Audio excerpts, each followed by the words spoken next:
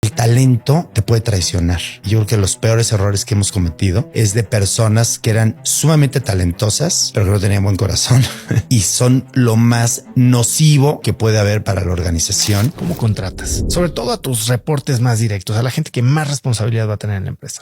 Hay un proceso que es muy difícil contratar a alguien por los requisitos que tiene que tener. Es muy difícil, desafortunadamente, pero no contratamos a una persona por la experiencia que tiene y por los éxitos que ha tenido. Yo creo que eso ya es algo un poco del pasado, ¿no? O sea, la famosa, primero el currículum, después la famosa teoría de Katz, de que haya demostrado éxito en algo y lo traes. Eso no es suficiente. Tienes que tener, además de tener eso, tienes que tener dos cosas que son las más importantes: lealtad y honestidad. ¿Cómo mides eso? Eso lo mides con una serie de pláticas, entrevistas. Tenemos algo que se llama como dry run, algunos casos, porque si tú no contratas a personas que tengan muy buen corazón, el talento te puede traicionar. Yo creo que los peores errores que hemos cometido es de personas que eran sumamente talentosas, pero que no tenían buen corazón y son lo más nocivo que puede haber para la organización y para el bienestar de las personas que trabajan dentro. ¿Qué preguntas? Si vas a tener, no sé, o si parte del proceso es una entrevista contigo, el presidente del consejo, ¿cuál es esta pregunta clave, que tal vez es una pregunta poco común, que le haces a la gente y te deja ver un poco más allá de la fachada o de la respuesta enlatada que podrían tener? Les hago varias preguntas, pero les hago dos preguntas que para mí son esenciales. La primera que les hago es: platícame quién ha sido el mejor jefe que has tenido y qué hacía. Y otra es: platícame quién ha sido el peor jefe que has tenido y qué es lo que hacía. Y me encuentro los mismos patrones y los mismos comportamientos de las personas que contratas, o las que no contratas te responden algo diferente. Exacto. Las que no contratamos responden a veces un poquito diferente y las que sí tienen la misma respuesta, que al final es autenticidad, ¿no? O sea, sabes cuando una persona es auténtica en esas respuestas. Y te digo las respuestas. O sea, cuando alguien te habla de cosas, piensa que es lo que tú quieres oír, no es auténtica. Cuando te responden y le dices: ¿y quién es el mejor jefe que has tenido? O sea, no me digas el nombre, pero ¿qué es lo que hacía? Todas responden lo mismo. Me empoderaba, me motivaba, me daba mi espacio para que yo actuaba. Cuando me equivocaba, se sentaba conmigo, era estricto, muy